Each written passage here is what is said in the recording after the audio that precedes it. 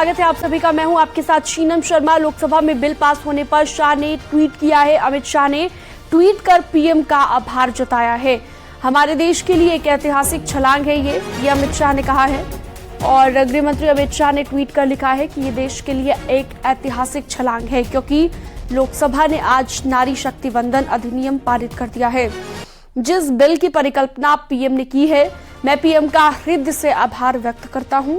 यह विधेयक हमारे राष्ट्र की नियति को आगे लेकर जाने में उनकी शक्ति का इस्तेमाल करेगा और हमारे कानूनों और नीतियों को अधिक लिंग समावेशी और प्रभावी बनाकर हमारे संसदीय लोकतंत्र को मजबूत करेगा।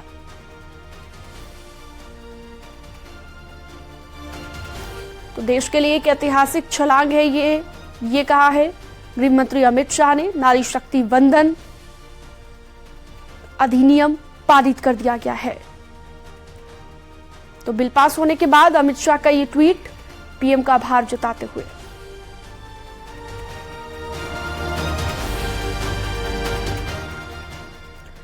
संसद में महिला आरक्षण बिल में ओबीसी को लेकर कांग्रेस सांसद राहुल गांधी और गृह मंत्री अमित शाह के बीच वार पलटवार का दौर दिखा है। राहुल के आरोपों पर अमित शाह ने करारा पलटवार भी किया है।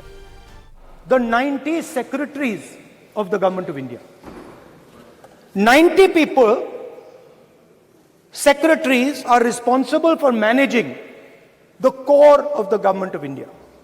And I ask myself the question, how many of the 90 people come from the OBC community? And I was shocked and shattered by the answer.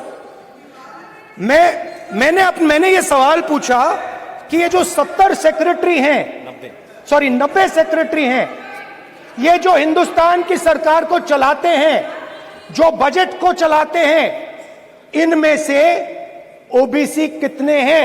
Narendra Modi ji प्रधानमंत्री हैं, ओबीसी के लिए काम करते हैं। मैंने ये सवाल पूछा।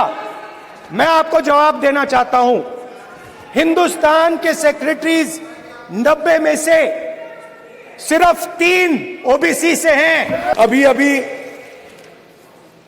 हमारे साथी सांसद अभी चले गए।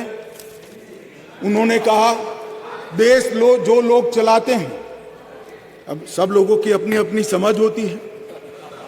उन्होंने कहा कि देश जो लोग चलाते हैं उसमें सिर्फ 3 ओबीसी है। अब इनकी समझ है कि देश सेक्रेटरीज चलाते हैं, मेरी समझ है देश सरकार चलाती है। मान्यवर, संविधान की स्कीम है, देश की नीतियों का निर्धारण इस देश की कैबिनेट करती है, इस देश की सरकार करती है, इस देश की संसद करती है। और आंकड़े अगर आपको चाहिए तो मैं बता देता हूं, सुनने के लिए आप बैठे नहीं हो। भारतीय जनता पार्टी के सांसद में 29%, 85 सांसद ओबीसी कैटेगरी के हैं। कंपैरिजन करना है तो आ जाइए। और मान्यवर मंत्री भी 29 ओबीसी कैटेगरी के हैं। मान्यवर, बीजेपी के ओबीसी एमएलए 1358 में से 365 है, 27% है। ये सभी ओबीसी का राग आलापने वालों से ज्यादा है। मान्यवर, बीजेपी के ओबीसी एमएलसी 163 में से 65 है, 65 है, 40% है। ये 33% की बात करते हैं।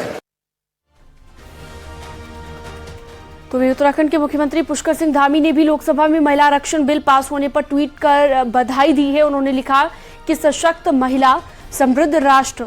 लोकसभा में नारी शक्ति वंदन अधिनियम पास होने पर देश की समस्त माताओं और बहनों को हार्दिक बधाई और शुभकामनाएं। प्रधानमंत्री नरेंद्र मोदी के कुशल नेतृत्व में केंद्र सरकार ने संसद और विधानसभाओं में महिलाओं को 33% आरक्षण सुनिश्चित कर देश के लिए नए संसद भवन से नारी शक्ति के उत्थान को समर्पित एक अध्याय लिखा है। ये ट्वीट मुख्यमंत्री पुष्कर सिंह धामी का समस्त माताओं और बहनों को उन्होंने बधाई दी है और ट्वीट कर पीएम का भी आभार जताया है।